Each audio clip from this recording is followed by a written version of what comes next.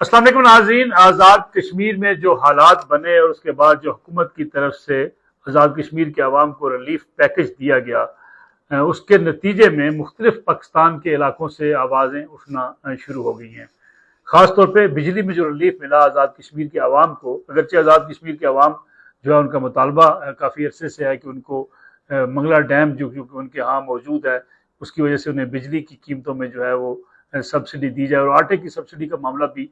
کافی عرصے سے چل رہا تھا۔ پچھلے ایک سال کے دوران آزاد کشمیر میں لوگوں نے بجلی کے بل دینے سے انکار کیا ہوا تھا، کھمبے اکھاڑے جا رہے تھے وہاں محکمہ برقیات کے، اور پھر جس قسم کی وہاں پہ احتجاجی تحریک چلی اس کے بعد حکومت نے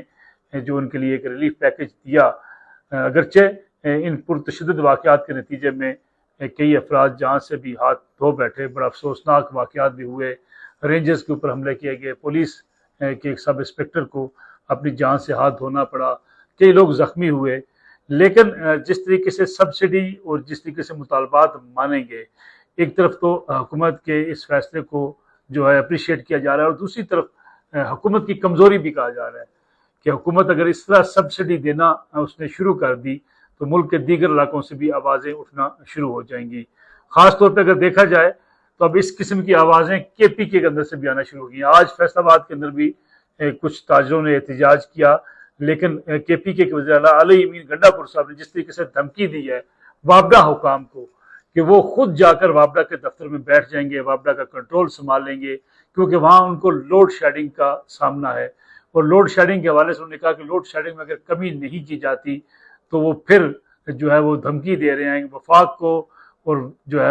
وفاقی حکومت کے ساتھ ساتھ وفاقی وزارت کو کہ وہ خود جا کے جو ہے وہ وابڈا کا نظام اپنے ہاتھ میں لے کے خود ان کا جو ہے وہ نظام چلائیں گے۔ گویا ایک اس وقت رفت پیدا ہوتی چلی جا رہی ہے آزاد کشمیر حکومت کو دینے والی سبسڈی کے بعد اب کے پی کے کی حکومت اور وفاق کے مابین۔ اب دیکھنا یہ ہے کہ بجلی کے جو خاص طور پہ لوڈ شیڈنگ کی جا رہی ہے کے پی کے اندر، اس میں کس حد تک حکومت کے پی کے کا موقف درست ہے۔ کے پی کے میں بعض مقامات پر ریکوری جو ہے اس کے حوالے سے شکایات موجود ہیں، محکمہ جو ہے وہ وابڈا کو، اور خاص طور پہ بلوں کے حوالے سے ریکوری جو ہے وہ خاصا مشکل مرحلہ رہی ہے۔ بلوچستان کے اندر بھی اور انٹیریئر سندھ میں بھی ایسے مسائل پیدا ہوتے رہے ہیں، اس لیے یہ طے کیا جاتا رہا ماضی میں بھی کہ ان علاقوں میں لوڈ شیڈنگ کر دی جائے جہاں بجلی چوری کے امکانات ہیں، کیونکہ ایک رپورٹ قومی اسمبلی میں پیش کی گئی تھی کہ صرف بنو کے گریڈ اسٹیشن سے 5 ارب روپے کی بجلی چوری کی گئی ہے۔ گویا جن علاقوں سے بجلی چوری ہوتی ہے وہاں لوڈ شیڈنگ کر کے اس معاملے کو سیٹل کرنے کی کوشش کی جاتی ہے، لیکن کے پی کے وزیر اعلیٰ کا یہ کہنا کہ اب وہ وفاق کے ساتھ جس قسم کے وہ کھلم کھلا بیانات دے رہے ہیں کہ اب ہماری ان کے ساتھ لڑائی ہو سکتی ہے، اس سے معاملہ خاصا سنگین ہو سکتا ہے، اور یہ بڑھتی ہوئی جو ایک دوسرے کے ساتھ لڑائی ہے یہ کسی ایسے احتجاج کی طرف بھی جا سکتی ہے جس کے نتیجے میں پورے ملک کے اندر جو ایک آوازیں اٹھ سکتی ہیں۔ بڑی اس وقت سب سے اہم جو معاملہ درپیش ہے پاکستان کے اندر وہ صوبوں کے وفاق کے ساتھ تعلقات، اور پھر اس قسم کی سبسڈیز دینے کا جب آغاز ہوتا ہے تو پھر ہر طرف سے یہ ڈیمانڈز آنا شروع ہو جاتی ہیں کہ سبسڈی دی جائے۔ سبسڈی کے حوالے سے آئی ایم ایف کا موقف بڑا واضح ہے کہ حکومت پاکستان کے پاس جب وسائل نہیں ہیں، ان کی آمدن نہیں ہے، تو وہ قرض لے کر اگر سبسڈی دیتی ہے تو اس سے ان کی ملکی معیشت کو نقصان پہنچتا ہے۔ یہ ماضی کے فیصلے بھی آج کی حکومت کے گلے پڑے ہوئے ہیں کہ کس طریقے سے سبسڈی کے اوپر لوگوں کو جو ہے وہ چیزیں دی جاتی رہی ہیں، اور یہ سبسڈیز جو ہے وہ گلگت بلتستان کے اندر بھی دی جاتی ہے، اور آئندہ آنے والے دنوں میں بھی یہ مسائل مزید جنم لے سکتے ہیں۔ اہم صورتحال اس وقت جو ہے وہ سیاسی طور پہ اگر دیکھا جائے تو اسلام آباد ہائی کورٹ کے جسٹس بابر ستار صاحب کا ایک خط منظر عام پر آیا، جس کے بعد خاصی دوریاں پیدا ہوتی ہوئی نظر آتی ہیں اسٹیبلشمنٹ اور عدلیہ کے مابین۔ پہلے 6 ججز کا معاملہ ان کے خط آئے، پھر لاہور ہائی کورٹ کی طرف سے اس عمل کا اظہار کیا گیا کہ عدلیہ کے معاملات میں مداخلت ہوتی ہے، اور بابر ستار صاحب کے اس خط کے بعد اٹارنی جنرل آف پاکستان نے، وفاقی وزیر قانون نے، اور جس طریقے سے فیصل واڈا صاحب نے اور گورنر سندھ کامران ٹیسوری صاحب نے اپنے رد عمل کا اظہار کیا، اس سے بظاہر لگتا یہ ہے کہ حکومت اور عدلیہ آمنے سامنے آن کھڑے ہوئے ہیں، کیونکہ اس وقت جس طریقے سے ججز کی طرف سے اسلام آباد ہائی کورٹ کے ججز کی طرف سے یہ کہا جا رہا ہے کہ مداخلت کی جا رہی ہے، لیکن ان خطوں کے اندر کسی فرد کا نام نہ لکھنا، کسی کو پر ذمہ داری عائد نہ کرنا، یہ عدلیہ کے لیے بھی ایک جو ہے خاصا تنقید کا مرحلہ آن پہنچا ہے، کیونکہ بعض لوگ جیسے کہ خاص طور پہ اگر دیکھا جائے مسلم لیگ نواز کے رہنما طلال چودھری نے کہا کہ ججز خط نہیں لکھتے بلکہ ججز کے فیصلے ہوتے ہیں، وہ نوٹس جاری کرتے ہیں، اگر کسی نے مداخلت کی ہے تو اس کا نوٹس جاری کیا جانا چاہیے۔ بڑی بنیادی بات ہے کہ اگر ججز خط لکھنا شروع کر دیں تو اس سے ایک بو آتی ہے کہ یہ چیزوں کو پروٹیسائز کیا جا رہا ہے،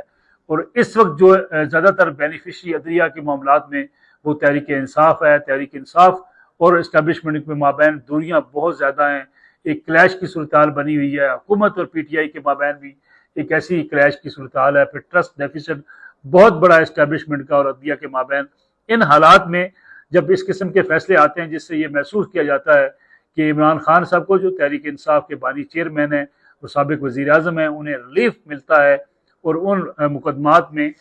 جو اسٹیبلشمنٹ یہ سمجھتی ہے کہ ان مقدمات میں ریلیف نہیں ملنا چاہیے، اس سے یہ ٹرسٹ ڈیفیسٹ اور بڑھتا ہے۔ لیکن بابر اسطار صاحب کی طرف سے یہ خط لکھنا اور اس میں کسی فرد کو کے خلاف کارروائی نہ کرنا، کیونکہ جج اگر خود کوئی فیصلہ نہیں دیتا، اگر کوئی کارروائی نہیں کرتا تو خطوط کو محض ایک پولیٹیسائز جو ہے وہ کیا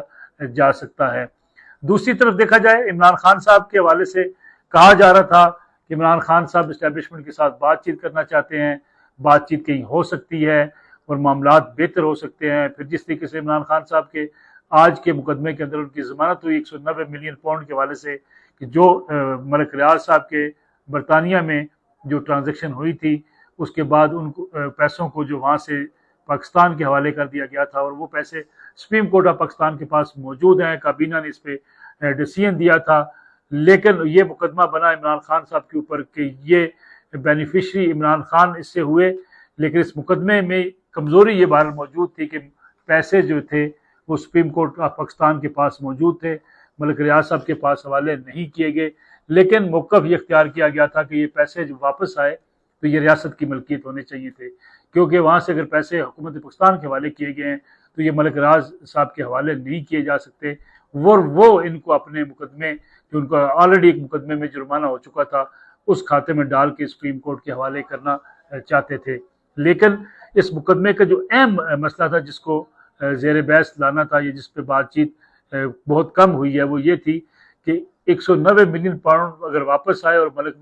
ریاض صاحب کے یہ حوالے کیے جانے تھے اور حکومت اس کو جو ہے سپورٹ کر رہی تھی، تو اس کے عوض عمران خان صاحب کے اوپر الزام ہے کہ انہوں نے ملک ریاض سے زمین لی جس پہ جو ہے ایک یونیورسٹی بنائی گئی، اور یونیورسٹی کے ٹرسٹی جو ہیں وہ عمران خان صاحب اور ان کی اہلیہ اور ان کی فیملی کے لوگ ہیں، اس لیے بینیفیشری ہونے کے ناطے ان کو اس کھاتے میں شمار کیا گیا کہ انہیں یہ ریلیف اس لیے وہ دینا چاہ رہے تھے 190 ملین پاؤنڈ کے حوالے سے کہ وہ اس کا فائدہ اٹھا رہے تھے، لیکن اس مقدمے میں ضمانت کے بعد عمران خان صاحب کے لیے رہائی پھر بھی ممکن نہیں ہے کہ وہ آلریڈی جو ہے وہ سزا یافتہ ہیں، ان کو مقدموں میں سزا ہو چکی ہے۔ لیکن آج بھی جس طریقے سے پی ٹی آئی نے اسٹیبلشمنٹ کے حوالے سے اپنے آفیشیل اکاؤنٹ سے جو بیان بازی کی ہے، خاص طور پہ آرمی لیڈرشپ کے حوالے سے، اس سے بظاہر لگتا تو نہیں ہے کہ کوئی ایسی بات چیت ہونے کا امکان نظر آتا ہے، اور اسٹیبلشمنٹ اس موڈ میں نظر نہیں آتی کہ عمران خان صاحب کے ساتھ کسی ڈائلاگ کا آغاز ہو۔ سیاسی جماعتوں کے مابین عمران خان صاحب مذاکرات کرنے کے قائل نہیں ہیں، عدالتوں سے ملنے والا ریلیف انہیں کیا کتنا دیر پا ہو سکتا ہے، کیا تمام مقدمات سے وہ باہر آ سکتے ہیں، یہ ایک بڑا لمبا مرحلہ ہے جو بظاہر فوری طور پہ ہوتا ہوا دکھائی نہیں دیتا، لیکن ایک ماحول بنتا ہوا نظر آ رہا ہے کہ شاید عمران خان صاحب کو مقدمات میں ریلیف ملنا شروع ہو گیا ہے۔